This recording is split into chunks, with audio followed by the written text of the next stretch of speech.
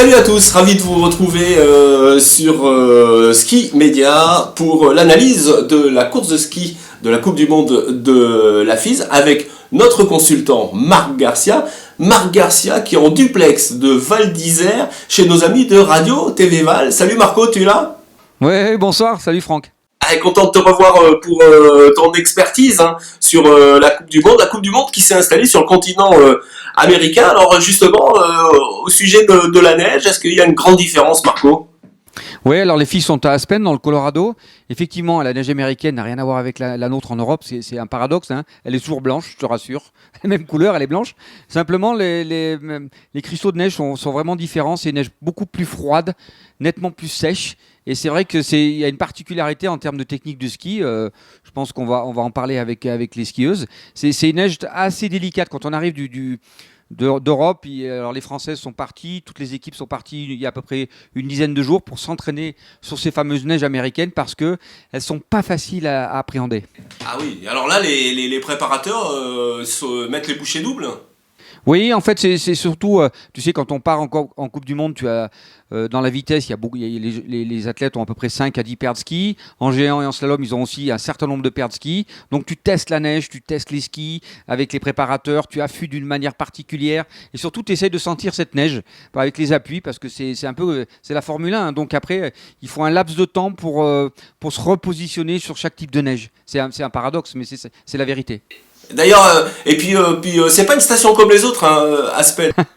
Aspen, c'est une ville américaine avec ce qu'on appelle square. Tu sais, c'est vraiment les rues alignées. C'est très haut en altitude. C'est pratiquement 3000 mètres d'altitude.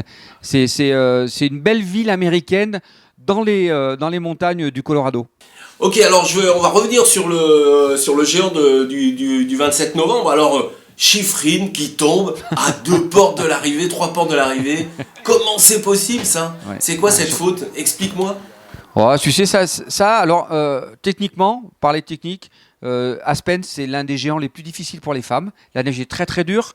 Il y a des changements de direction, il y a des mouvements de terrain très compliqués.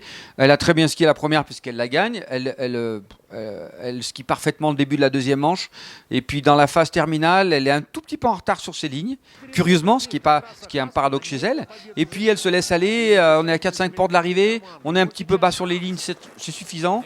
Paf, un petit dévers, elle bascule sur l'intérieur. Et là, sur ces neiges-là, ça pardonne pas. Ça fait partie du métier, comme on dit. Ouais, mais bon, c'est vraiment... ça se joue sur un fil, là aussi, parce qu'il... Quand tu skis à ce niveau-là, je peux te dire que tu es souvent sur le fil.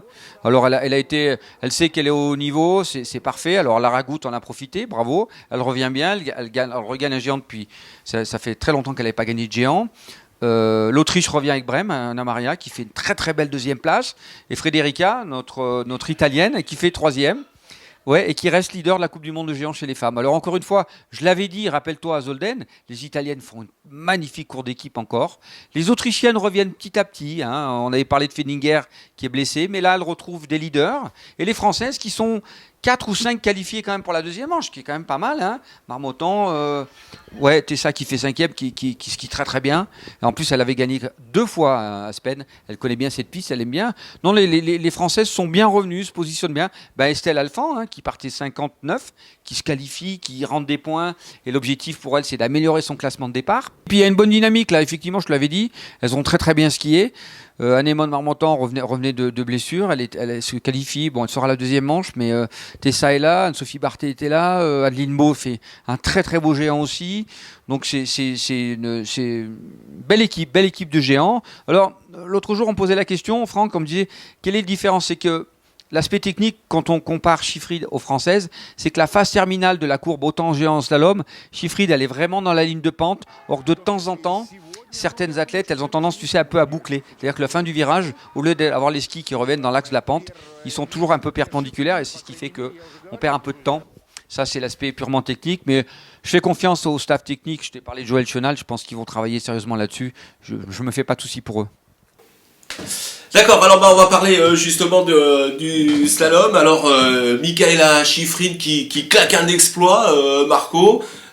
Comment tu peux expliquer cette grande différence ? Je rappelle qu'elle met 3 secondes aux 3 filles qui la suivent, mais surtout 5 secondes sur les autres, quoi. Oui, alors évidemment, Michael et Schifrin, ça a été une question tout le week-end. Je n'ai pas arrêté de répondre aux professionnels en disant tiens, Schifrin, elle a atomisé tout le monde, elle a mis une tarte à tout le monde, pour être clair, elle a enfilé des perles, hein, puisque dans notre jargon, elle a quand même mis 3 perles, un peu plus de 3 perles à la deuxième sur le premier slalom, qui était quand même pas l'autrichienne.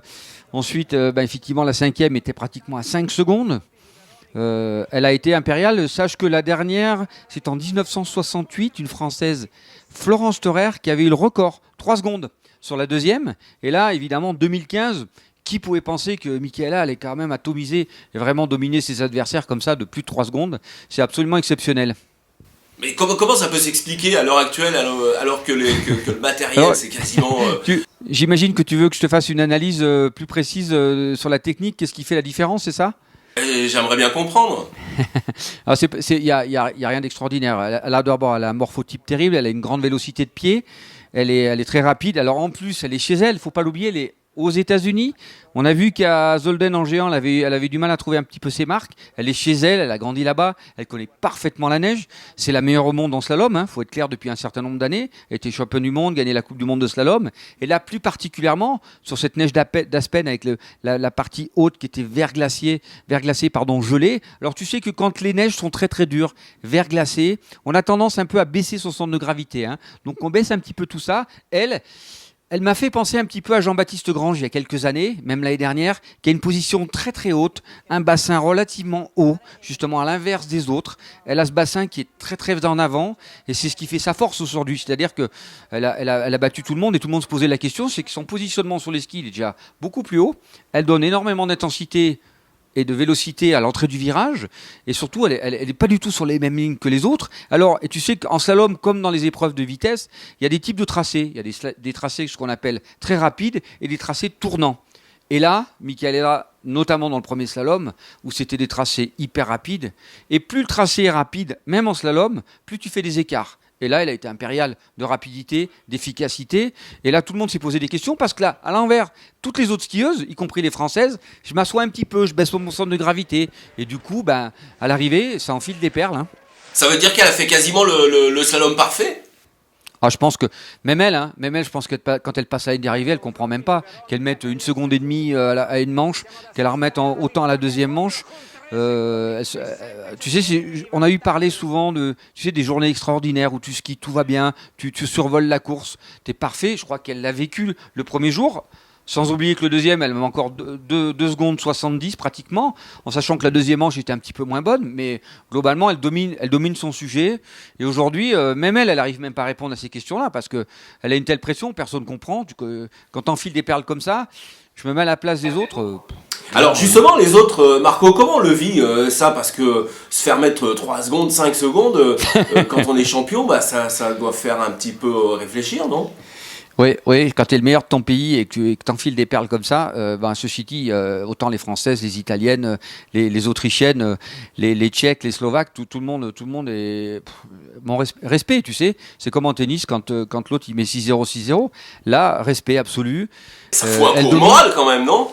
Oui, évidemment que ça te met un moral dans les chaussettes, mais ceci étant, ça te laisse un potentiel en disant voilà, c'est la meilleure, donc du coup, on sait que les filles reprennent l'entraînement, se remotivent.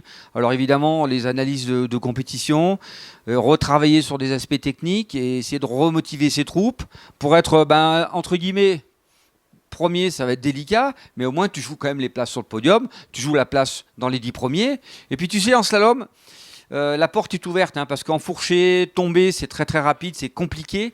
Il faut beaucoup de rythme. Ceci étant, la solidité qu'elle a montrée pendant 2 jours, chapeau madame. Ouais.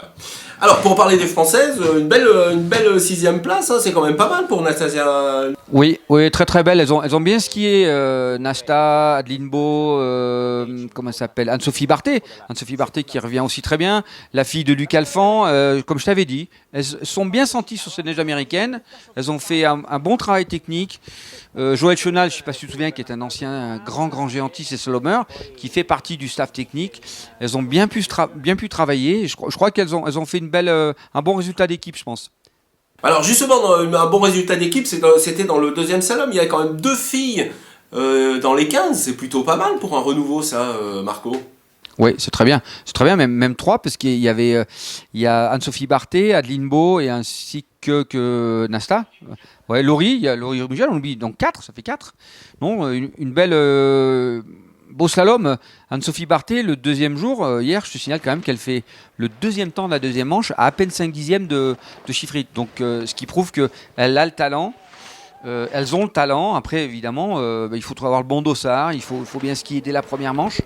C'est plutôt encourageant. En tout cas, Anne-Sophie Barthé et Adeline Blo, je les ai vraiment particulièrement bien posées sur leur ski, bien avec la neige. Je les ai trouvées vraiment assez impressionnantes. C'est de bon augure pour la suite d'ailleurs. Hein. Ouais, parce que comme tu le disais lors des dernières analyses, on est un petit peu dans une transition pour les filles. Et là, tu penses qu'elles sont dans la bonne pente? Ah ben, quand tu es 4-5 à être qualifié à la deuxième manche, on peut être de temps en temps critique, c'est bien. Après maintenant, c'est franchir l'étape supérieure pour être effectivement sur le podium. Mais en tout cas, elles en sont pas loin. Et donc, c'est de bon augure pour le reste de la saison, en tout cas. Ok, on va conclure sur les filles. Marco, comment tu vois les choses, toi, pour le prochain coup?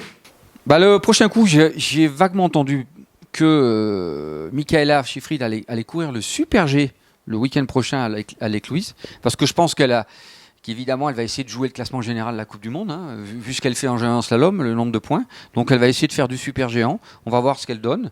Ceci étant, elle est parfaitement sereine, elle est jeune, elle est dynamique, elle est bon. Et puis ça va aspirer, parce que de toute façon les autres vont pas se laisser faire. Hein. Tout le monde est reparti au travail, parce que quand tu prends des tartes comme ça, je pense que le lendemain tu te remets aussi au boulot. Donc faut y aller. Non, c'est bien. On attend de les voir en Europe. Hein. Retour en Europe, différentes qualités de neige. Encore une fois, on en reparlera. Bien, les Françaises ont bien travaillé. Je suis très content du week-end français. Félicitations aux Américaines. Les Italiennes sont toujours là. Les Autrichiennes reviennent. Intéressant pour cette saison. Ouais. Ok Marco, bah écoute, j'étais ravi de te revoir, ça m'a fait plaisir et de t'entendre. Et puis on va se donner rendez-vous la prochaine fois. Oui, c'est le week-end prochain. Les femmes seront à l'Écluise, en vitesse, descente Super G. Ah, on va aller en vitesse dans le Super G. Salut Marco, et puis un grand coucou à nos amis de Radio Val qui nous aident pour ce duplex. Salut les gars. Salut.